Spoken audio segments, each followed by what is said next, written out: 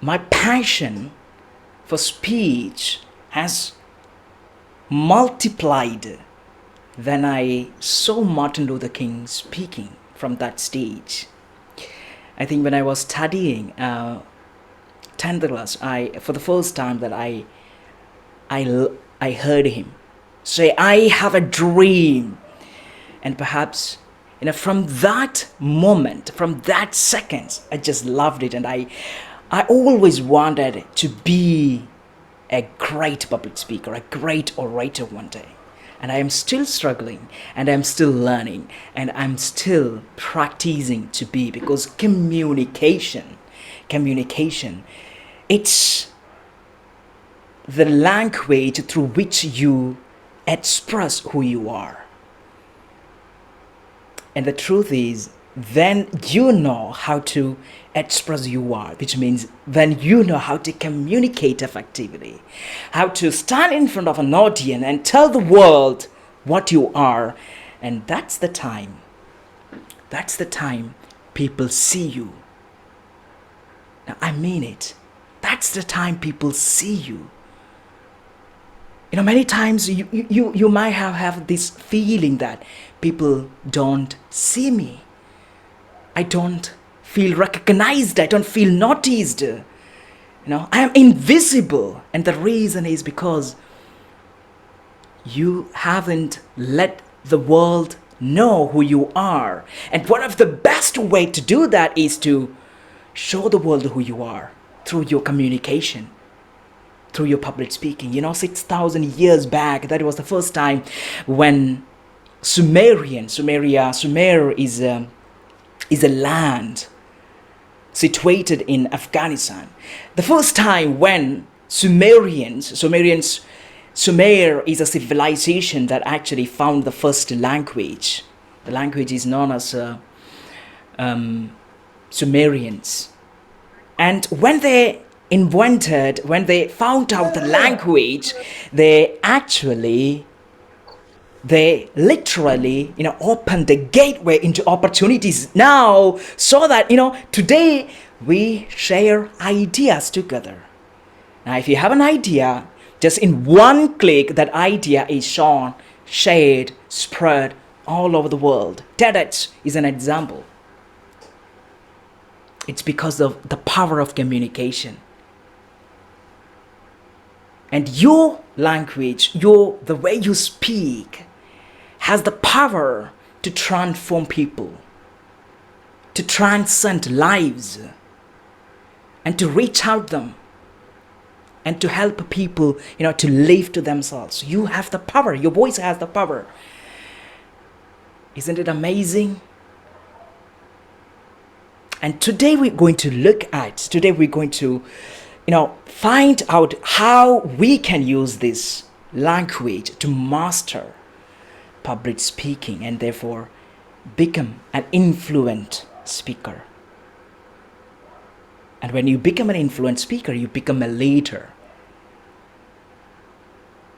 Because leaders influence. Now, there are two kinds of leaders. You could take either one.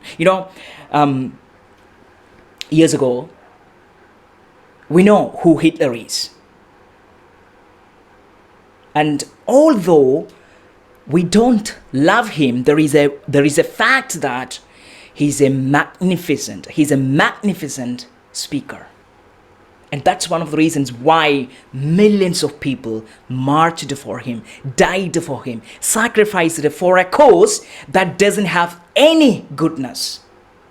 Now imagine if you have a cause, a mission, and you have a voice, and that is, you can reach that mission, you can show that mission, that cause to this world.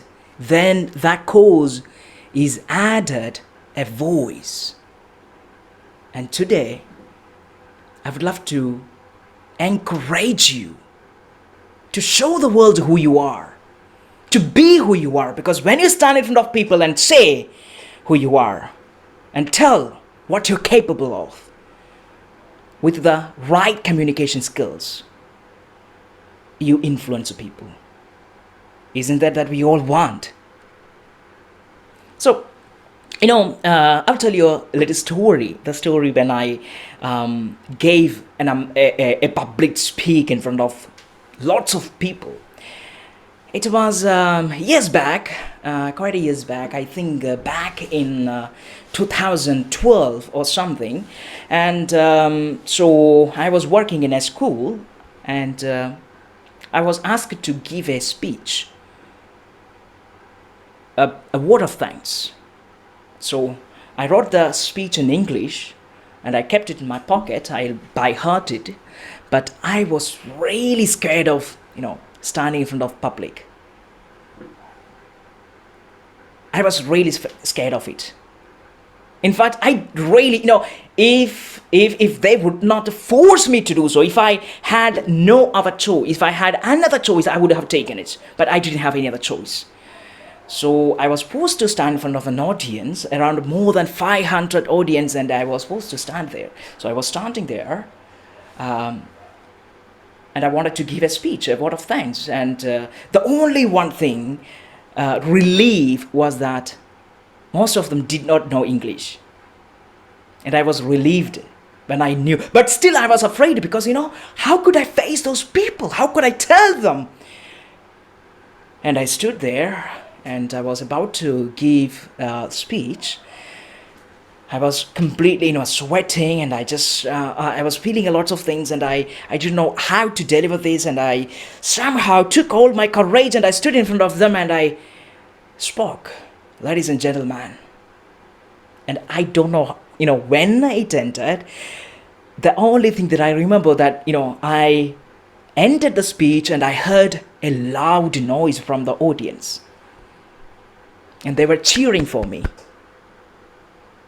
And something happened when they were cheering. And I exactly don't know why they were cheering. It's because that, I gave a Miss Price's speech, and I didn't know that I gave a Miss Price's speech. In fact, I don't think that I gave a Miss Price's speech. I gave, I gave a speech, but it wasn't really mesmerizing. But when they were cheering for me, what happened was suddenly, I felt that something was lifted out of me. And I think it was this fear of public speaking that was being lifted. And I felt this incredible feeling. I felt light on the stage. And when I was climbing down the stage, the immediate thing that I wanted to do was to go back to the stage again, to stand there and to speak again. That was how I felt. And it was so amazing. When you feel that incredible feeling that people notice you, people see you, and they are proud of you, that feeling of being proud of yourself. That's exactly what I felt. And from that day onwards, I wanted to be in front of an audience. But that was just only a beginning. I still had to face, I still had to overcome loads of other steps in order to become a good public speaker. And I'm still learning. That's the truth. I'm still learning. And here, I'm going to give you several tips to improve your public speaking, especially standing in front of an audience and speaking to them. So, the number one thing is humor. Add humor to your speech. Now, we all know this, we have heard this before, especially, I was not a humorous guy. And of course, I make jokes, but especially at public speaking, it was really difficult because most of the times when I stand in front of public, I would be going, oh my God, so would they really like my speech? Or how would they see me? Would they see me right? Am I dressed up right? So I have all these thoughts, and how could I make a joke there, and but eventually what happened was, as I was became more familiar with the audience, I began to say few jokes. And the thing about it is, when you say jokes or when you say your own foolishness in front of an audience, you feel relieved and the audience feel relieved. And that's the exact thing that you want at the beginning of your speech. You want the audience to be, relaxed, make them laugh, because when you make your audience laugh, when you in fact make your audience much relaxed, calm, what happens is you help the audience to release a hormone called endorphin. So it's actually produced back in your head in a part called the hypothalamus and pituitary gland. And that endorphin, in fact, helps you to become more relaxed and more, calm. And now you have your audience at your hand. So, some speakers, when they come to the audience, what they would do is they try to, scare them by pushing all their energy. Because the problem is, most of the time, we have different types of audience in front of us. And the thing is, you need to have a technique. You need to know how to start that a speech, or how to start your performance, and how to take the audience further, each step at a time. And the best way to do is to understand the audience. And I think that I already covered that part, how to take that first step. But I just would love to say that again. Usually, when most of the public speakers, if they are really, really, really non-public speakers, they start by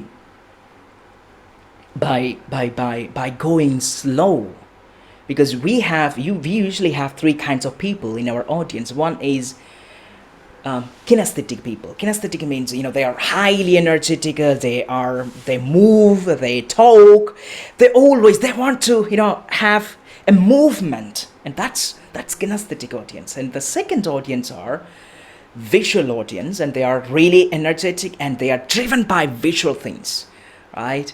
And when they see something great, they see some visual things, they are amazed and they're glued to you.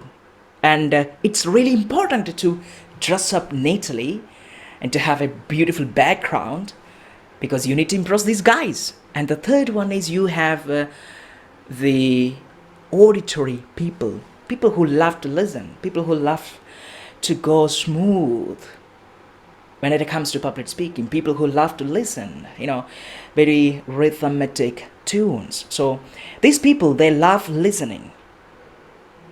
So your task is to arrange your speech, arrange your tone, arrange your public speaking in a way that you reach out to these three types of people, so that so that you can tune into them and they will come to you.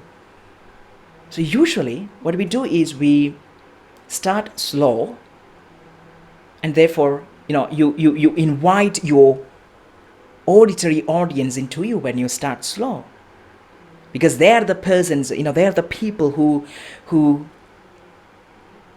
want this, who love to listen, but who don't want to see you having all this energy.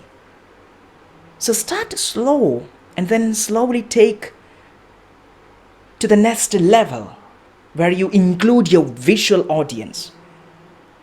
And then you go to the third stage, where you are, at your highest peak of energy, where you speak energetically. So you take through these stages. So it's necessary to know the audience. And when you crack jokes, once you know the audience, you can literally pick up the humor. Maybe it could be something related to your life. It could be something related to, maybe, you may have witnessed something. So find an experience, a story that might be related to a fun incident. And when you bring a fun incident or something that's really humorous, something that, people, when they listen, they need to just, when they laugh at your jokes or at that experience, what happens is suddenly endorphin is released through their body and they feel much relaxed. So how do we do this? How do we do that? How can we do that? So here is an incident. A few days back, one of my friend, he told me this joke. So he was testing to his wife. He wanted to know whether his son slept or not. So he tested his son, not his wife, and he was waiting for her replay. And while he was waiting, he got a message, another message, and he looked at it. And the message reads like this: I am not busy. I'm playing on my phone. Mommy has slept hours ago. That was a message. Now this is the worst joke that you probably hear, right? This is the worst joke that we hear. And I must say that never do such a things. Never do that. Never do, because most of the times it won't work out. Most of the time it won't work out, especially because these kinds of jokes are most of the times people read from WhatsApp, from Facebook, from all the places. And as a reason, it is always better to avoid such cracking such jokes. So never do that. Instead, take an experience from your life and share with the audience. That's the best way you can connect. So take an experience and then connect with the audience. And when you do that, you help the audience to be much more relaxed. So the first thing is, you can use some humorous story to influence the audience. That's number one. And the next one is use your voice. Now we have an amazing instrument, which is our voice. Your voice is your instrument when it comes to public speaking or communication. Your voice is your instrument, and what you say, how you say, in fact influence people. Especially whether your voice come from here or here, or here deep from your lungs.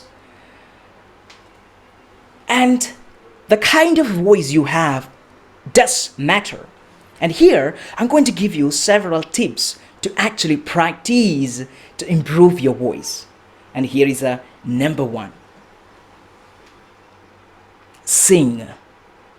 Singing is one of the best way to improve your voice. Now, when you are at your home, when you're outside, when you are alone in your room, or when you walk outside, you can just sing. And that's one of the best way you can improve your voice. When you sing, you literally use all of the muscles that deals with your voice. And if you're afraid to sing in front of public, you don't need to. You can sing when you go to toilet, or when you just sit in your room alone. You can sing, right? And we all do that. So why don't you take this as an exercise in the morning or in the evening before you go to sleep? Because when you do that, you're literally helping your voice to become much more comfortable. You're training your voice, and training your voice is what matters when it comes to public speaking and communication. Because the way you talk to a person and the way your sound goes, it completely impacts what you communicate. Now we have seen this comedies before, because most of the times where there is a giant human beings there, he comes and he speaks like this. I don't want to do here. Have you heard that before? A giant person comes and he talks, and the moment he begins to talk, everybody laughs. And see that the whole image has changed. Now, no matter how physically fit he is, we look at him as a joker. And the reason is because that he hasn't tried to use his voice. He has tried to use his body but not his voice. And this is what exactly I happened to, a few days back, I happened to watch a amazing talk given by an actor, acted in a web series called The Witch. I'm sorry, it's not The Witch, but I actually forgot its name. Yeah, The Lord of the Rings, I think. Okay, yeah. So the Lord of the Rings, and he actually did another movie, another web series, but I just could not get that name now. But what happened was I just happened to listen to one of his speech, and he was a very short man. He was around three, perhaps 3 foot or 2 point something, 2 point something, or 3 foot height. That means he's like this. He's very small, like my like my auntie's kid, very small.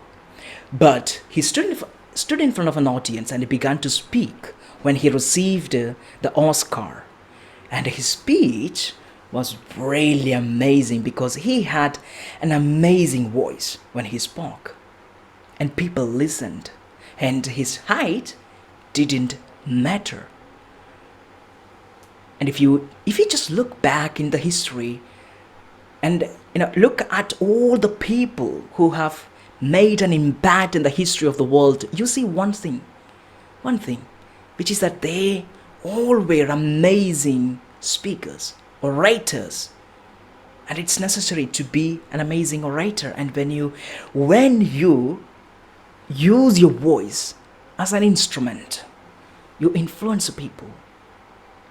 And that's when that many of the times it's because people often don't use their voice rightly. That's one of the reasons why you often are not heard. So the first thing is practice voice. Number one, sing.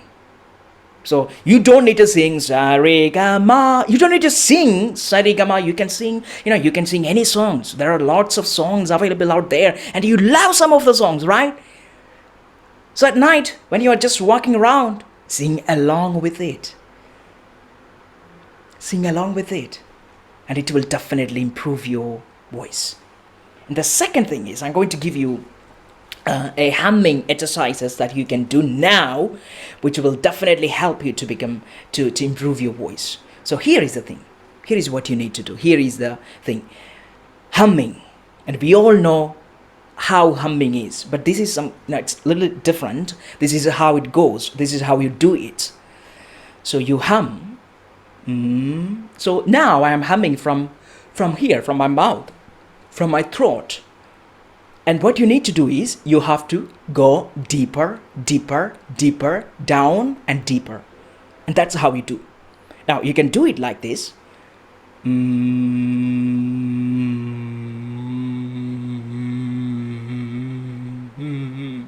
Okay, now I have reached here, right? I don't know if my microphone can actually catch that, but what you do is you just exercise your voice by humming. So you can start by just humming. Now that's from here. That's my sound comes from here. But I can just go lower. Now it's from my throat, and down here. Now I am using here, and that's exactly. So when you do these exercises, especially the humming exercises, just find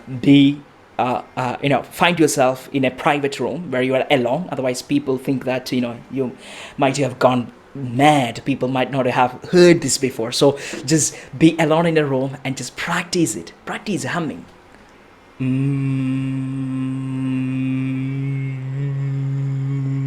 If you want, now you can do with me.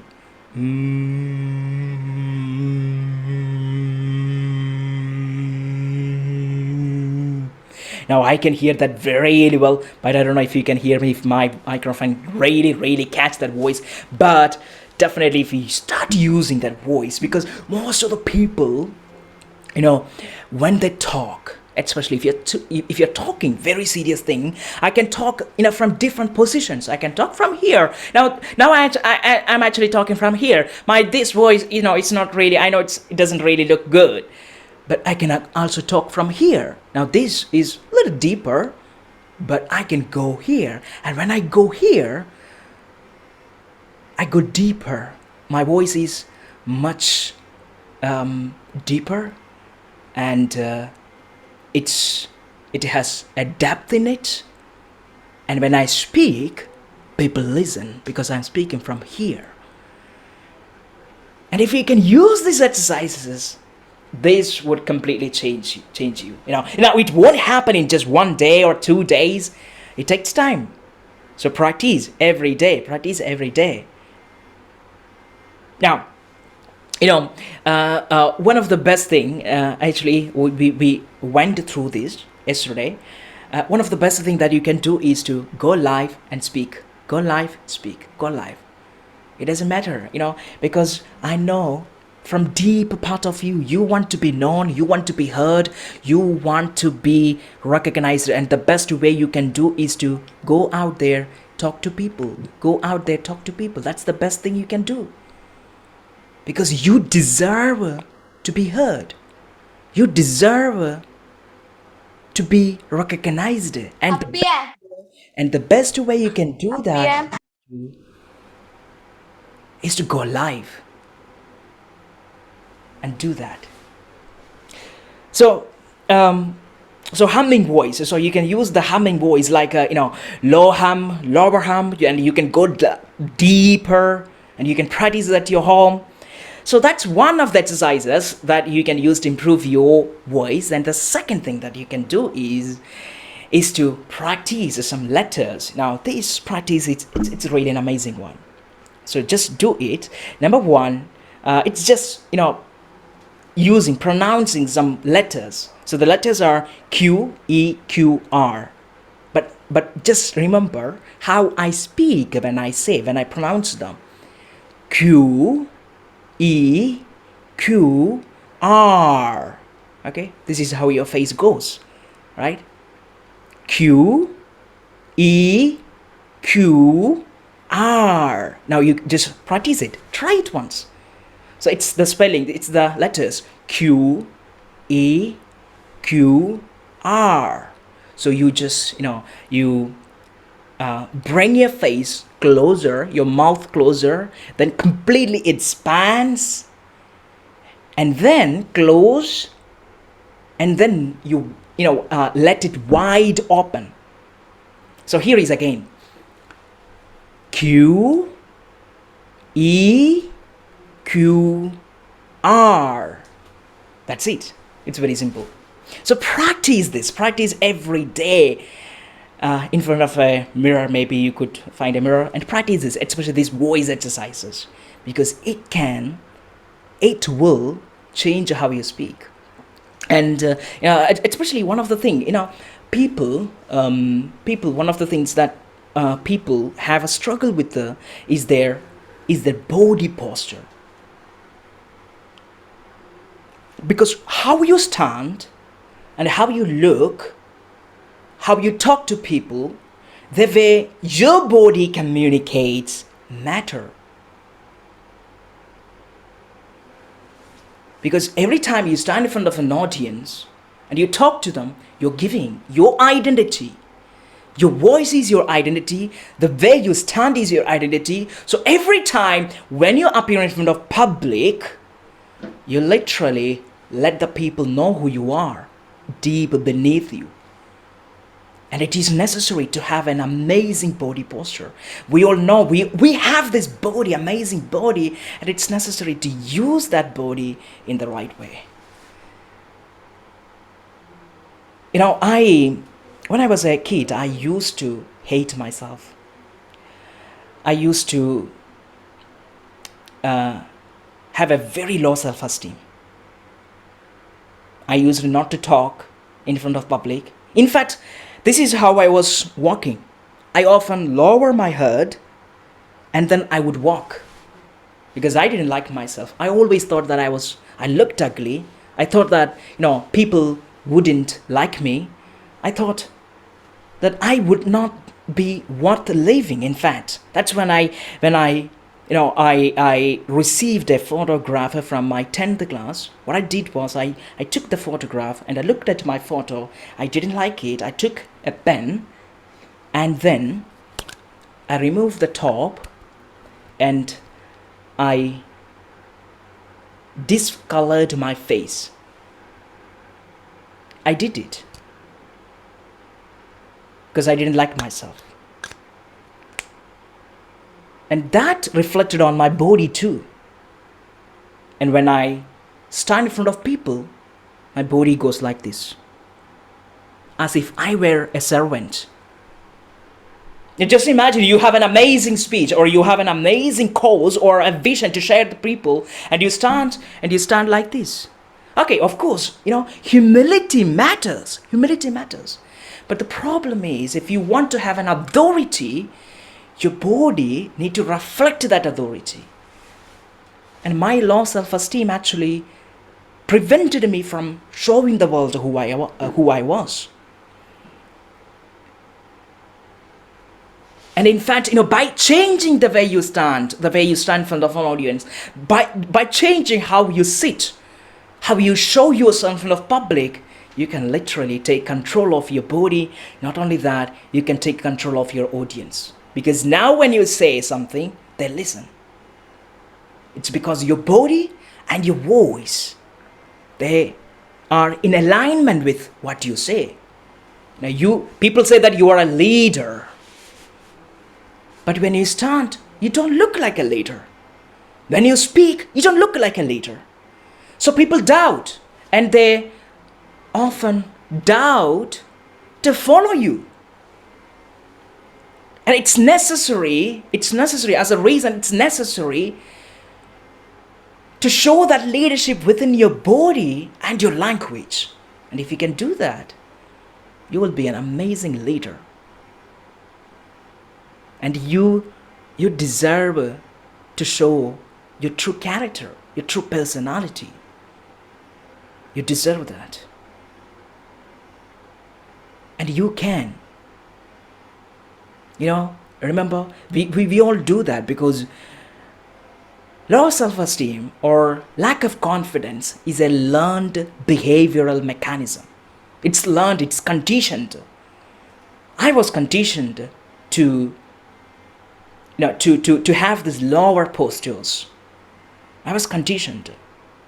Every time when I was called a mistake, every time I was ridiculed, every time when I went through painful situations, what I was teaching myself is, okay, escape from there. This is not the place. If you want to be alive, you need to be submissive. And I was being submissive to everything, to every people. And they took advantage of me. And I could not take advantage of my opportunities because I could not show myself boldly where I wanted to show. And that was my mistake. Now, I'm not talking about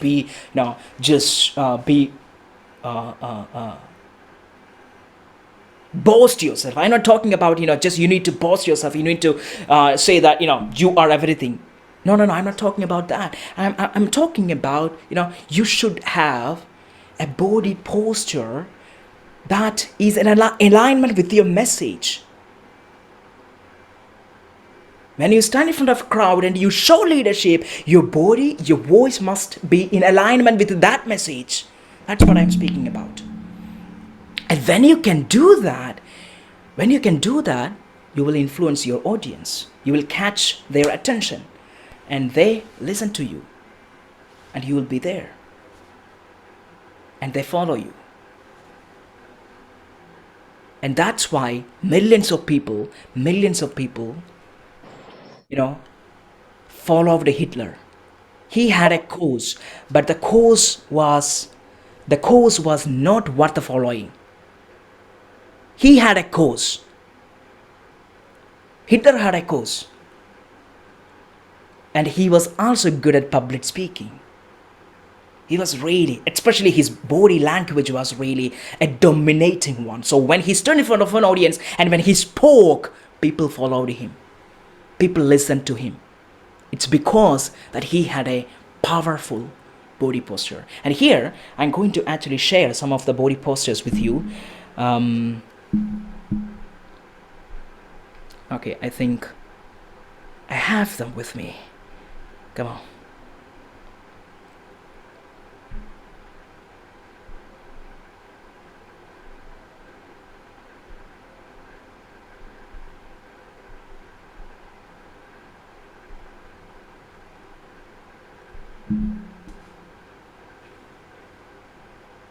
Okay, so here you can see.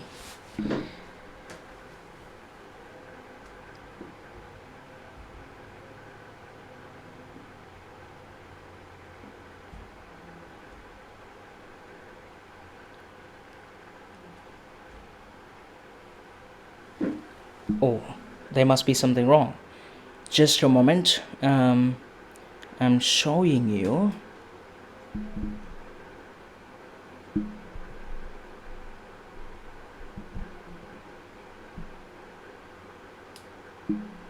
Okay, something happened there.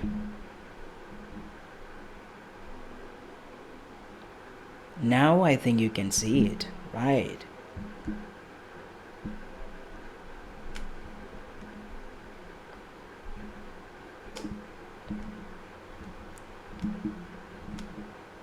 Wow.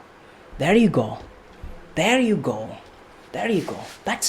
There are two kinds of pose. Number one, there is a power pose, lower power pose, and down there you can see it's the lower power pose, and up there you can see it's the high power pose. Literally, you can master these poses, these body languages, if you observe yourself.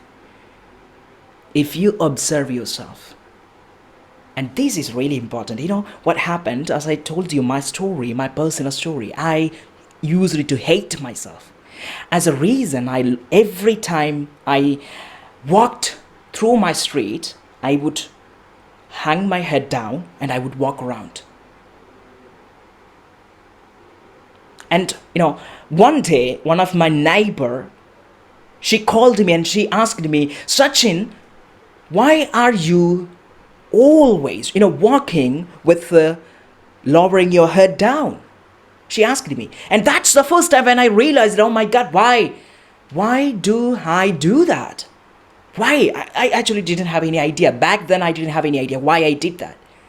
But then, after I started learning psychology and neurology and epigenetics, I realized how the condition, the place where I grew up, and the teachings that I got and the painful situations that I went through, in fact, controlled my body.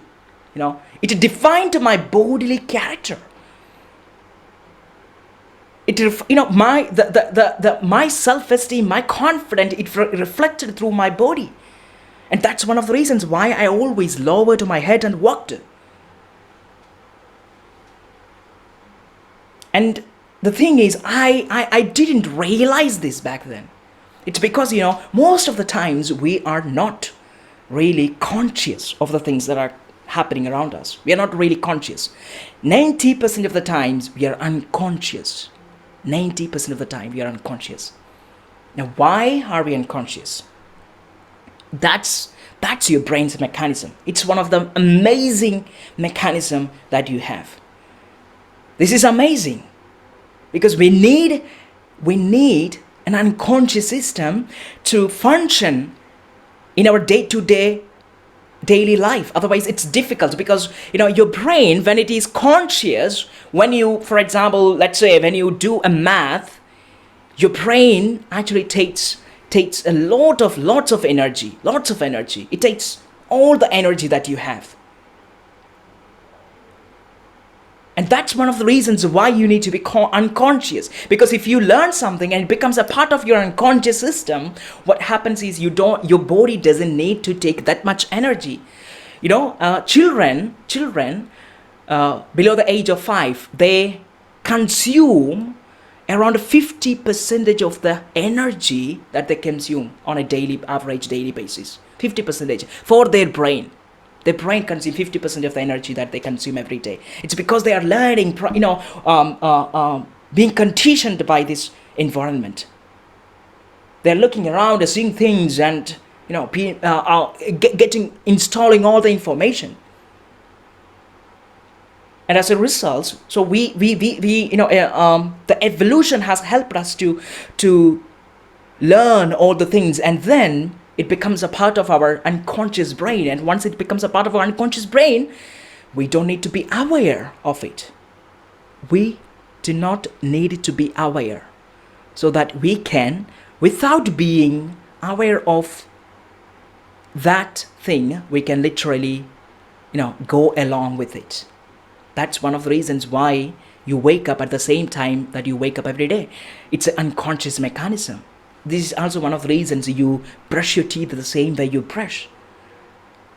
Just observe, if you just observe, if you put a camera, this is what I did. I put my camera in my room, and I, observed myself.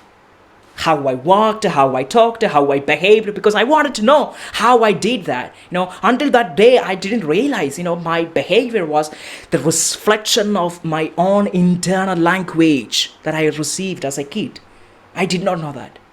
And it's necessary to understand that. If you can change that internal language, you will literally change how you stand. You will change your character outside. And your body, how you stand, and your voice all changes. In the past, I used to talk from here, like this. Hey, how are you? Are you fine? So now I am speaking from here. Now this speech is different, right?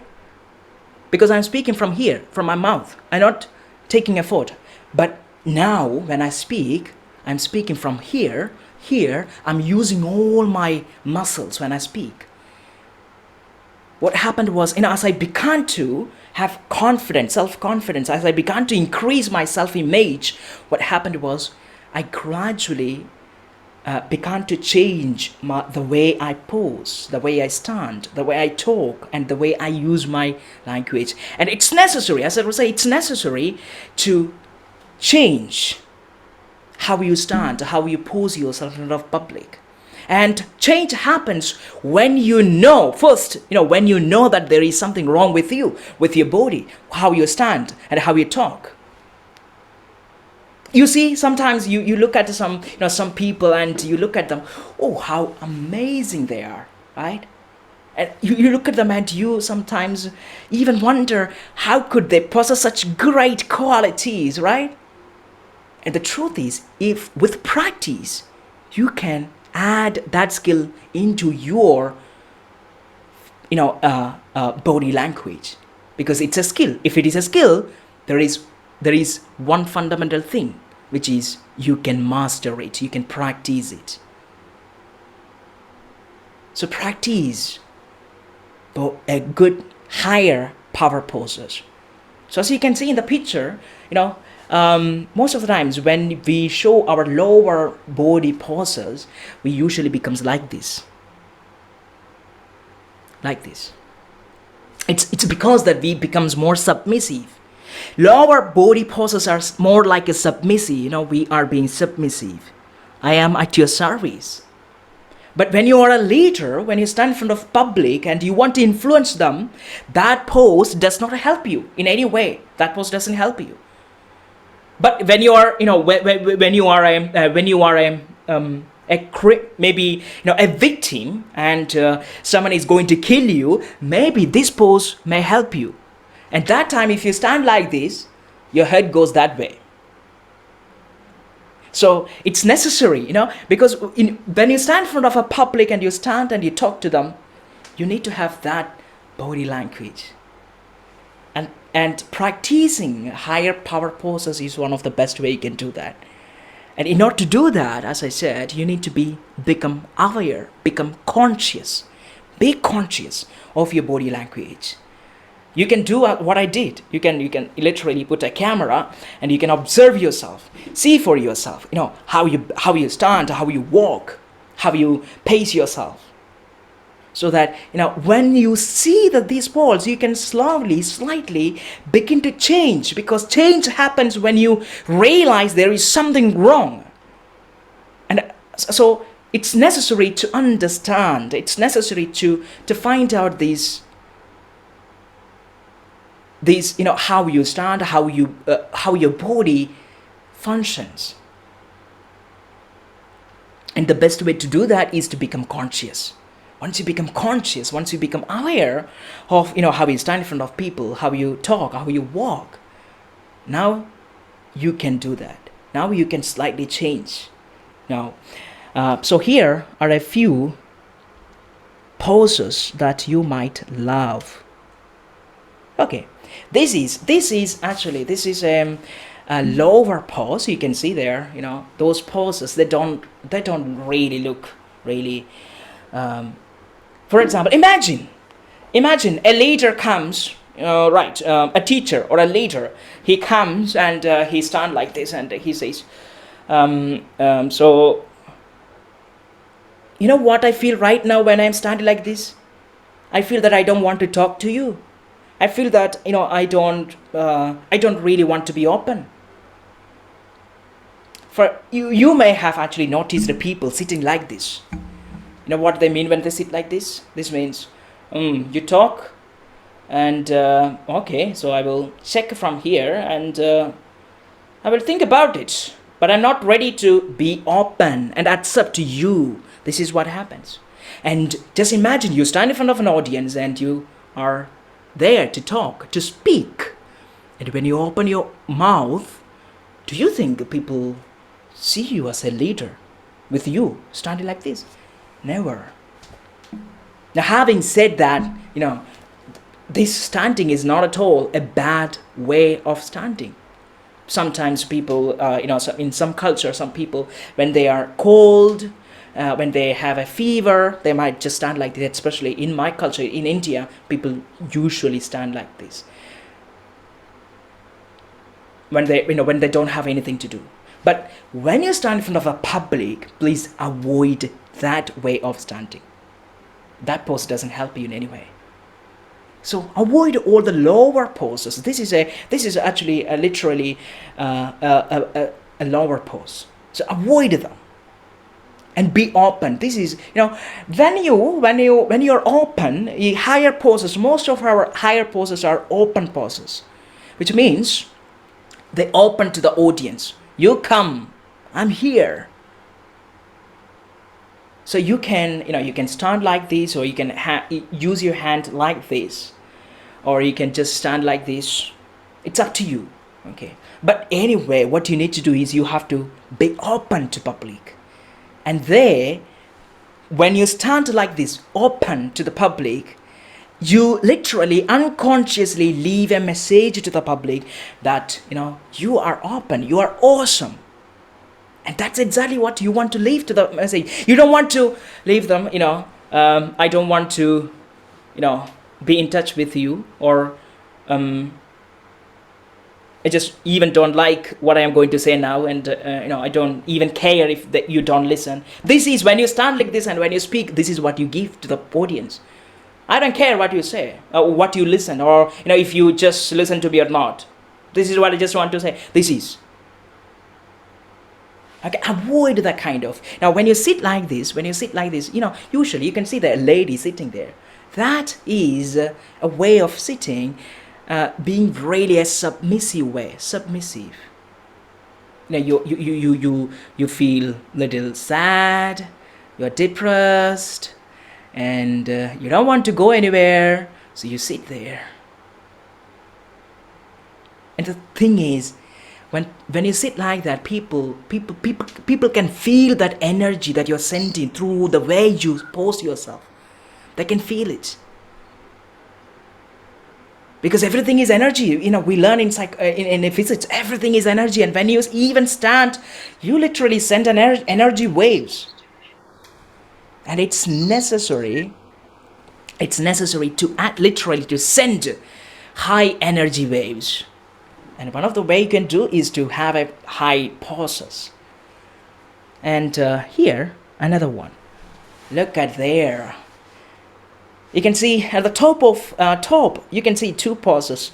Those are higher poses, open poses, higher poses. Now that means, when you stand like this, or when you are open, or when you sit like that, it actually shows a domineering behavior, a pose. So people consider you, you are in authority. So if you have ever seen a bosses, usually bosses, they always sit like that. And have you ever seen a king? King? Have you ever seen a king? Usually, for example, I don't know if you have ever watched old movies, historical movies, and if you have ever seen a king, usually kings usually walk like this. They are, they're being proud. It's because that they're surrounded by people, and they know that they are in power. And that's exactly what you want when you stand in front of an audience and speak. That you need to feel that you are in power. And then when you speak, when you let your voice into the audience, they listen.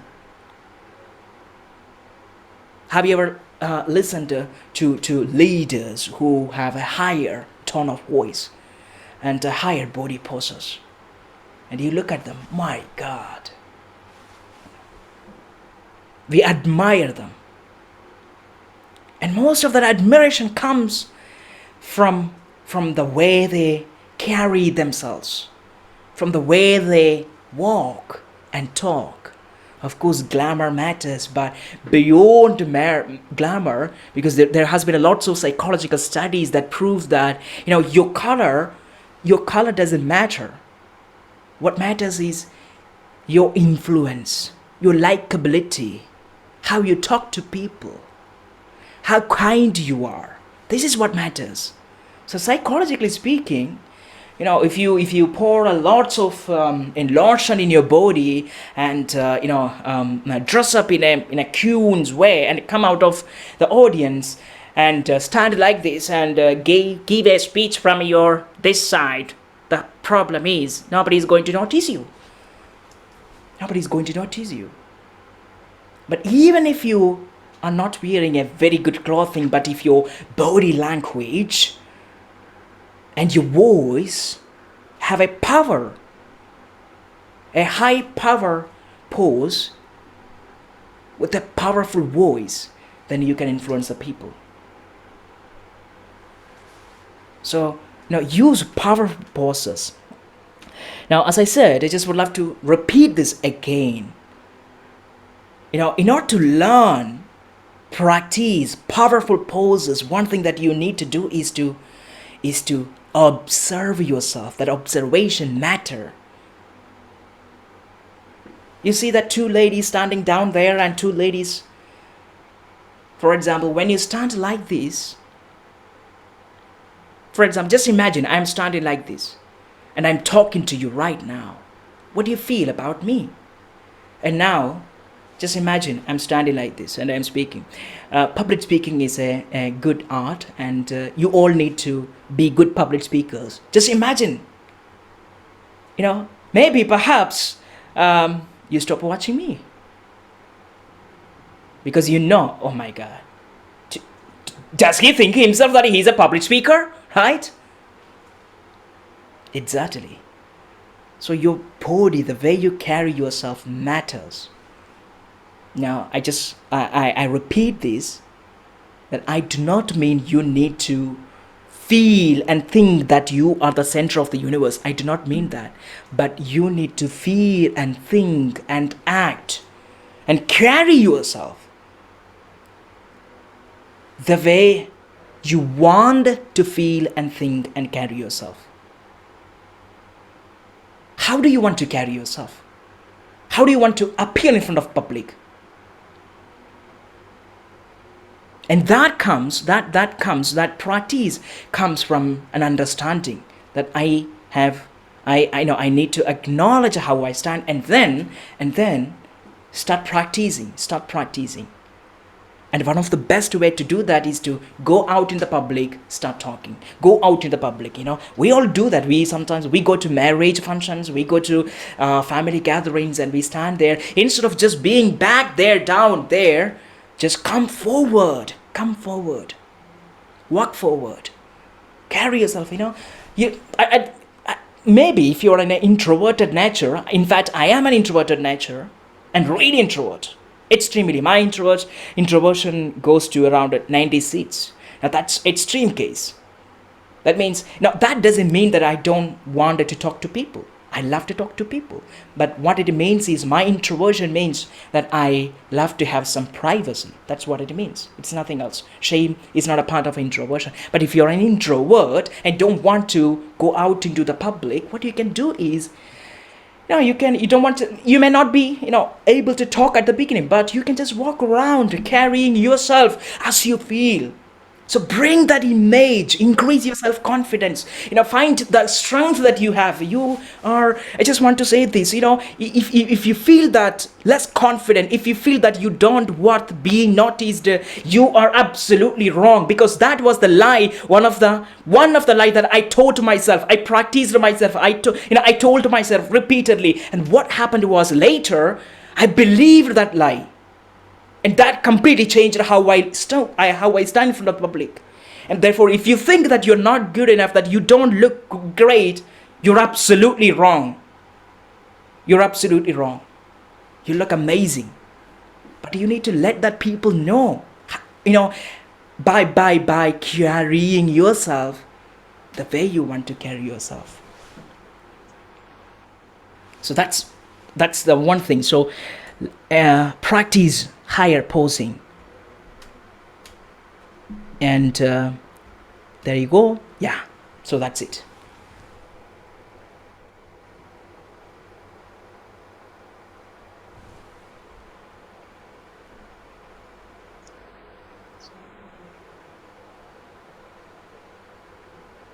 Okay, so have a higher pose when you walk, when you talk, when you stand in front of public.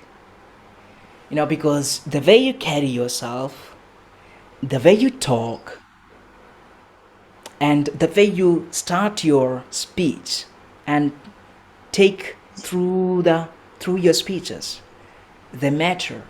They reflect who you are. And I just would love to conclude this section by saying that you matter.